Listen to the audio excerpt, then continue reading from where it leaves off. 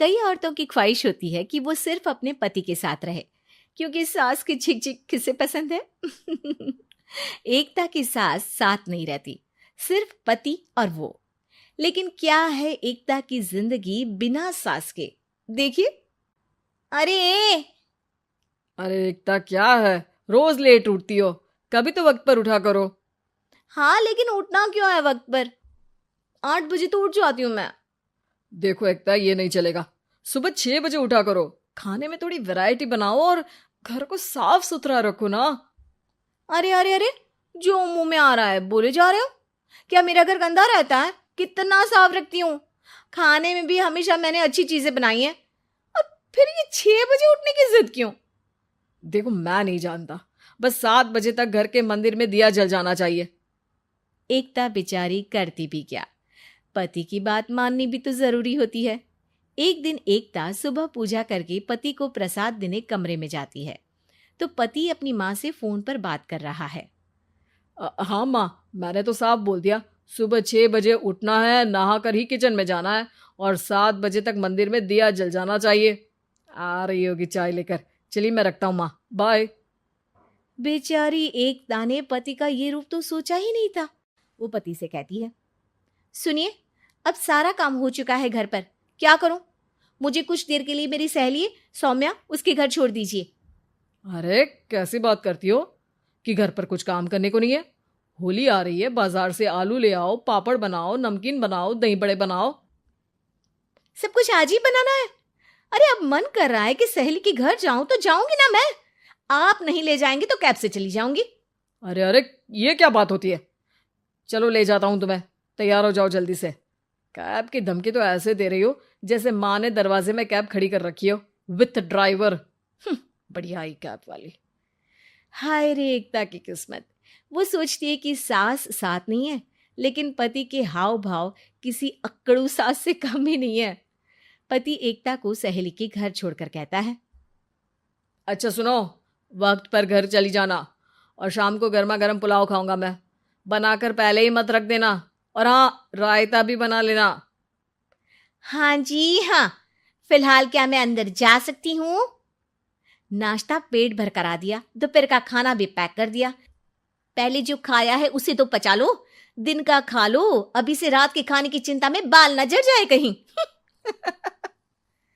पति को एकता की बात पर गुस्सा तो बहुत आता है, लेकिन ऑफिस में देरी के कारण वो कुछ नहीं कहता। एकता सहेली के पास जाती है, जहां सास बहू बैठकर गप्पे लड़ा रही होती है। हाय सौम्या। नमस्ते आंटी जी। अरे वाह एकता बेटा, बड़े समय बाद देखी, कैसी हो? अच्छी हूँ आंटी जी। घर का सारा काम हो गया था, बोर हो रही थी, सोचा सौम्या से मिलती चलूं। हाँ हाँ बच्चों, तुम लोग बैठकर गप्पे लड़ाओ, मैं तुम लोगों के लिए नाश्ते पानी का इंतजाम करती हूँ। सास ये बोलकर किचन में चली जाती है। अरे एकता, कैसे आना हुआ? थोड़ी परेशान सी भी लग रही है, सब ठीक तो है ना? अरे यार, कहाँ ठीक हूँ। ना सोने मिलता है, ना अपने मन का कोई काम करने मिलता है। बस सुबह 6 बजे से किचन और रात के 12 बजे तक घर का काम। मेरी तो कमर ही टूट रही है। अरे क्यों मजाक कर रही है? तेरे तो मजे हैं, अकेली रहती है पति के साथ, न कोई सास न ससुर, न आस पड़ोस से मतलब। हम लोगों की सोच, जॉइंट फैमिली है, कितनी परेशानी होती है। अरे रहने देना, वो तो दिख रहा है कि कितनी परेशान है तू। सास किचन का काम कर रही है और तू सहेली से गप्पे। ऐसा कहाँ होता है यार। हाँ वैसे तू बोल तो सही रही है। सुबह थोड़ा सा भी लेट हो जाए ना उठने में, तो मम्मी जी किचन संभाल लेती है। पति तो जाते वक्त उठाते हैं कभी कभी मुझे। पर मेरी छोड़, तू बता, सास साथ रहने आ गई है क्या, जो सुबह 6 बजे उठना पड़ता है? पति तो तेरा 10 बजे ऑफिस जाता है। 4 घंटा खाना बनाने में लग जाता है क्या तुझे, एक लोगों का? अरे रहने देना यार, मेरा तो पति ही सास से कम नहीं है। सारा दिन का ड्रामा, अरे बातें सुनाना, बोलियां बोलना, कोसना, क्या क्या नहीं आता है उसे। यार मैं तो हैरान होती हूँ कभी कभी कि ये सास की आत्मा तो नहीं आ जाती ना इसमें। अरे परेशान हो चुकी हूँ। इतना ही नहीं, वो तो अपनी माँ से मेरी चुगली भी करता है। समझ गई। मतलब तेरे पति की गाड़ी चल यहाँ रही है, लेकिन रिमोट तेरी सास के पास ही है। अरे अब जो समझ, रिमोट है या कंट्रोल है। बस मेरा तो मुश्किल हो रहा है यहाँ रहना। सोच रही हूँ 2-4 महीने के लिए मायके चली जाऊं। क्या करेगी? 2-4-10 महीने बाद तो आना ही है ना यहाँ पर। तो क्या करूं? तलाक दे दूं क्या? अरे ये कोई सोल्यूशन नहीं है। तू अपने पति को सुधार भी तो सकती है। कैसे कैसे सुधारूं? सौम्या उसके कान में कुछ कहती है, जिसे सुन एकता खुश हो जाती है। अगले रोज, हाय रे, मेरी तो टांगे ही नहीं चल रही है। हाय हाय हाय, बहुत दर्द हो रहा है भगवान। अरे क्या हुआ एकता? रुको, मैं माँ से पूछता हूँ। लेकिन पति जैसे ही माँ से बात करके एकता के पास आता है। क्या नौटंकी है ये? क्यों रो रही हो? अरे कोशिश करो ना उठने की। ये काम से बचने के लिए जो नाटक है ना, बंद कर दो, वरना माँ आ जाएगी यहाँ पर। एकता की तो मानो मन मुराद पूरी हो गई। अरे हाँ हाँ, तो बुला लो ना उन्हें, जल्दी से बुला लो। मैं 4-5 दिनों के लिए आराम करना चाहती हूँ। चल तो सकती नहीं हूँ। खाना पीना कैसे होगा? अब क्या था, सासू माँ आ जाती है एकता के घर। सासू माँ, मुझे ये हमेशा बताते हैं कि आप कितनी हार्ड वर्किंग है। बस अब अगले 15 दिनों तक मैं आपको देखूंगी और आपकी जैसी ही बनूंगी।